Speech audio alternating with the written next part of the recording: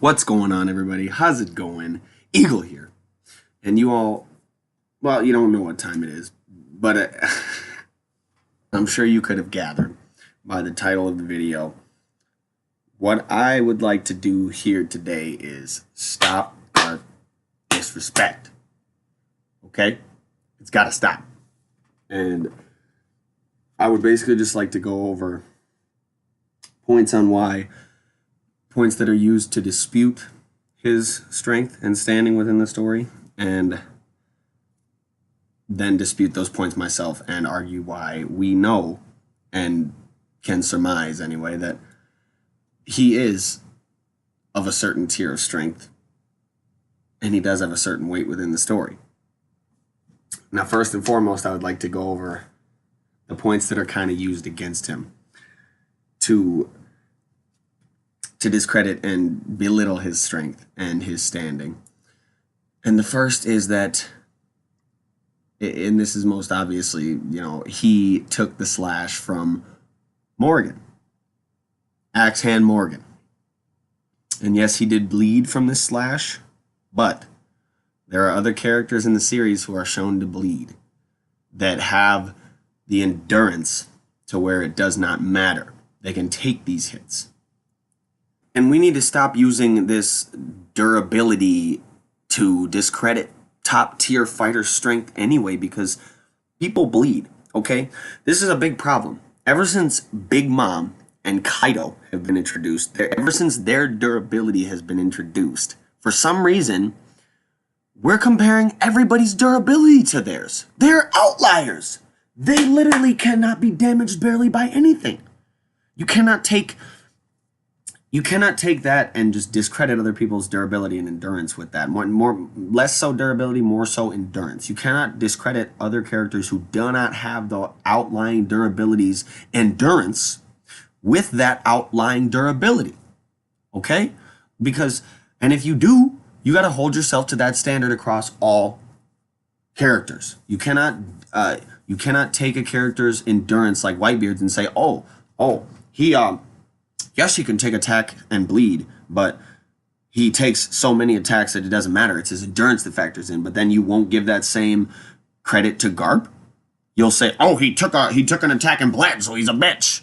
Okay, that's a big thing that's used to discredit Garp's strength, is the fact that he took that Gear 2 punch from Luffy and he bled at Marineford.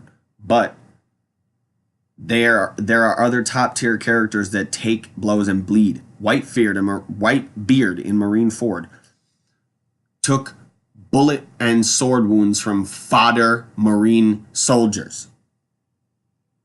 Nobody discredits his endurance for that. It's just ridiculous. As far as we know, there's no reason to say that Whitebeard, Rayleigh, Garp, Sengoku, Zoro, there's no reason to say that top tier fighting characters like that, if they took a Gear 2 punch completely unguarded, that they wouldn't bleed. Okay? So you can't discredit Garp with that. It's his endurance. And he's showed that. He's put that on record, on feet. His endurance is what matters, not the durability. And it's the same thing with other characters. We got to stop comparing outlier durability to every character across the board. It's Big Mom and Kaido's durability is freakish. And it's just, you can't discredit other characters with that freakish durability. And I would also like to note that he took the slash, and yes, he did take the slash, but he was asleep when he took the slash. And what was he after he took the slash? He was asleep. It didn't even wake him up. Now, moving on to the next point. He was the first insane endurance feat in the series. He was the first insane physical might on an individual scale. He was the first individual physical might feat in the series, and that is with, or at least as far as I can remember off the top, off of what I've looked back to see and off the top of my head right now, with the steel ball in Water 7. And we can downplay that as much as we want, but the fact of the matter is that at that point in the story, it was the most impressive feat of physical strength on an individual scale that we had seen. And correct me if I'm wrong down in the comments below. But that was at Water 7 after Ennie's Lobby. And I'm pretty sure at that point in the story there had not been a better, like, more incredible physical feat of strength. That being said, that was one of the only 2 times in the series where we've actually seen him get anything we can call relatively truly serious. Most of the time, he's just happy-go-lucky, laughing, joking, doing his thing. He's Garp. We've seen him get serious truly 2 times in the entire series. And the first time, we don't even really know if we can call that completely serious. But it was after Water 7 when he said, look, Luffy, now you've done something so grandiose that even I can no longer turn a blind eye. Okay, my superiors are telling me that I got to make a move here. And he starts throwing the cannonballs. And while they're avoiding that perfectly fine, he then proceeds to, and I'll note at the beginning of this fight, he did say, my strength has been declining lately. But he said that at the beginning of the fight like it had just begun to happen. Like it was like, oh, my strength's beginning declining lately. And then right after he said that, let's note, he proceeded to throw an asteroid-sized cannonball with ease. He wasn't like, nah, he was like, chucked it. And let's be real. If not for coup de burst, if not for plot armor, the crew is dead right there. They're dead. One of the only 2 times we've actually seen Garp get relatively serious in the story. He was one of the few times in the story where the crew actually almost died. Straight up. He would have killed them. Boom, story over. Garp. Cannonball. You're done. If not for the coup de burst, they barely got away. Now, the only other time he got serious in the story was at Marineford. Okay, now this is a nice transition because I want to move into this. At Marineford, when he walked onto the battlefield, it was noted. They said, whoa, Garp is here. Why is Garp here?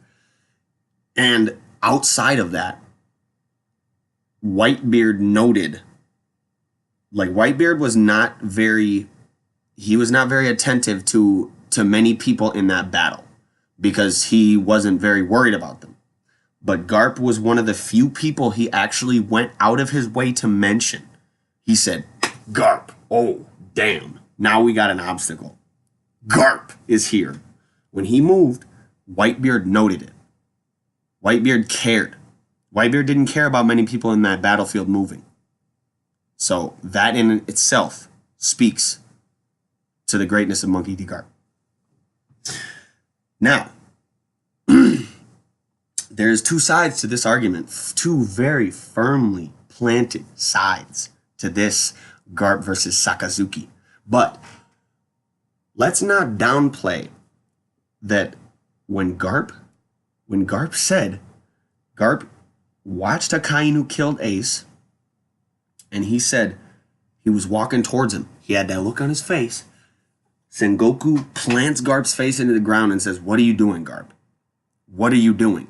And he said, Sengoku, you had better keep holding me down. If you do not keep holding me down, I will kill Sakazuki. He was not hesitating. He was not saying, oh, I'm going to go fight him. I'm going to try and beat him up. He said it with gusto. He said, I will kill Sakazuki. This man is not surviving. And what did Sengoku do? He wasn't about no games. He stopped everything else that he was paying attention to in that battle at that point in time because he knew he had to hold Garp down or shit was going down. Sengoku was serious. He was holding Garp to the ground because he knew he had to. He knew the threat of Garp attacking Akainu. And he knew that Akainu would have to stop paying attention to everything else in order to deal with Garp. He knows how much of a threat Garp is. And people say things about Garp's combat scheme and how he's not versatile. He doesn't need to be. Do you not know his name? He is Garp the Fist. That's all he does. He uses his fist, coats it in hockey, punches you in the mouth. No other, he doesn't need, he is the insurmountable wall. He doesn't even need to get serious with most people. And he's shown that. Another thing is Dan Chin Jiao. And people say Garp tied with Dan Chin Jiao, but no. Garp, he low diffed Chin Jiao. Okay, there was no struggle really, and Garp pushed his head in like a limp biscuit. Okay, and yes, while he had to train, quote unquote, to bust the mountains in order to overcome Dan Chin Jiao, the way it was explained to us was that the Drill Dragon Nail was a move that without a certain degree of tier of hockey imbued onto it, it wouldn't break the ice. So it wasn't the strength per se of like he had to train to make sure he had the strength to bust these mountains.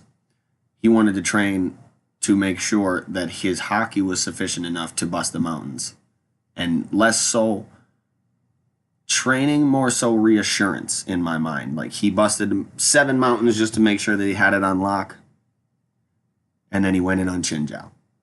And when he went in on Chin Jiao, it was low diff. He was just like bop, pushed him in, went along his way. So he was above Chin Jiao's level. Let's put that to sleep right now. And if you are somebody who pays attention to Garp's references and notes and things that involve him throughout the story, you'll notice a couple things that I have avoided mentioning up to this point. And that is obviously the fact that he is one of the only few people who could go toe-to-toe with Goldie Roja in the story. He's turned down 6 promotions for Admiral. 6. 6 times they wanted him to become an admiral. All 6 times he turned it down. He was one of the only men who could go toe-to-toe with Roger, and this is why he turned those promotions down, because if he was an admiral, he would have been restricted, and he would not have been able to follow Roger as he was. And this is something that nobody addresses. People say, what proof do we have to say that Garp did anything with Roger, that he was chasing him? Oh, how do we know it wasn't just the same circumstances as Smoker chasing Luffy? And I will say to you, Smoker is a joke when it comes to Luffy and his perspective on Smoker. Luffy does not put respect on Smoker's name. He does not treat Smoker as his rival. He treats Smoker like a joke. Think back to Punk Hazard. He was like, oh, what up, Smokey? How you doing? Da da da da da. He was not like, oh, my rival's here. I'm about to go toe-to-toe. No. Luffy treats Smoker like a joke. People say, oh, Smoker's cornered Luffy, da da da da da. Going back, the only time Smoker had Luffy legitimately pinned and cornered was on Logtown. Every other time, Smoker got caught in the damn trap himself too. Smoker is treated like a joke. And Luffy does not put respect on his name. And the only reason I'm saying that is because of the one and true scene we have to truly prove Garp's strength. In Marineford, Garp has a flashback to Roger in the cell. And Roger says to Garp, and I quote, he says, Garp, you're the only man who has brought, we've brought each other to death many times. I trust you as much as I trust my own crew. This is why you're the only person I can ask to do this for me, because I know that you'll do it. He said, take care of my son. You're my rival. And he puts that respect on his name. He says, you're the only one that goes toe-to-toe with me, and I respect you like my brother. And we have no reason whatsoever to believe that this is a lie, based on the circumstances. based on the fact that Roger had already turned himself in. He had no reason to lie to anybody, or especially Garp. Based on Roger's character that we can surmise is so similar to Luffy and Garp's. Based on the fact that they're happy-go-lucky, they're truth-telling, they're freedom-loving people. There was no reason for Roger to lie. He put that respect on Garp's name. And this is also not even acknowledging that based on new information in the story, the Rocks, who or whatever the Rocks is, Shaki says herself, Garp used to chase me around, da-da-da-da-da. Garp says himself, when they were talking about Big Mom and Kaido meeting, they were talking about, oh, does this have something to do with the Rocks? And Garp said, there's no point stressing about it, because if that did happen, if the Rocks came back together, or if who or whatever the Rocks was happened again, there would be nothing we could do about it. So there's no point in stressing it. So Garp says, I'm not strong enough to deal with that anymore. So there's nothing we can do about it. There's no point in stressing about it. But Shaki says herself, Garp used to chase me around. And based on SBS questions, we can surmise that Shaki does indeed have something to do with Rocks. So Garp used to chase her around. Garp used to chase Rocks around. He got his title, the Hero of the Marines, for something that had to do with him and Rocks. So Garp was dealing with the top dogs before Roger.